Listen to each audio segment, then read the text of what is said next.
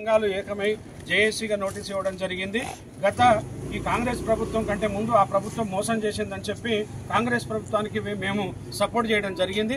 దాని తర్వాత వాళ్ళు కూడా మేనిఫెస్టోలో పెట్టిండ్రు, అన్ని పనులు చేస్తా అని చెప్పిండ్రు, కొత్త బస్సులు కొంటా అన్నారు. ఇవన్నీ చెప్పిన తర్వాత 14 మాసాలైనా కానీ కాంగ్రెస్ ప్రభుత్వం ఇప్పటి వరకు ఎలాంటి పనులు చేయలేదు. రెండవది మరి ఎలక్ట్రిక్ బస్సులు తీసుకురావడం జరిగింది. దీంట్లో భాగంగా ఆర్టీసీ కార్మికులకి ప్రశ్నార్థకంగా మారింది. అంటే ఇది ప్రైవేట్ పరం అయిందా, అయిపోతుందా అనేటువంటి అనుమానాలు రావడం జరిగింది. ఇవాళ ప్రభుత్వం చెప్పిందేమో మేనిఫెస్టోలో పెట్టినవి మాట్లాడలేదు. ఇప్పటి వరకు ఎంతమందిని కలిసినా పిలిచి మాట్లాడే పరిస్థితి రాలేదు.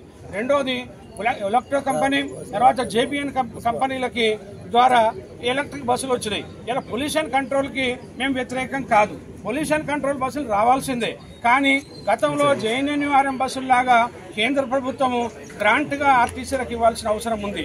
ఈ రాష్ట్ర ప్రభుత్వాలు కూడా ఇవాళ వాళ్ళతోటి పెట్టుకోవడం వలన ఆర్టీసీ ప్రశ్నార్థకంగా మారింది. ఇవాళ ఎలక్ట్రా కంపెనీ బస్సులు వస్తే డ్రైవర్లు వాళ్ళే ఉంటారు, మెయింటెనెన్స్ ఉండదు, ఏముండదు, కేవలం అధికారులు మాత్రమే ఉంటారు. కాబట్టి ఇవాళ అటువంటిది కాదు అని చెప్పి మేము చెప్పడం జరుగుతా ఉంది. నోటీస్ ఇచ్చే ముందు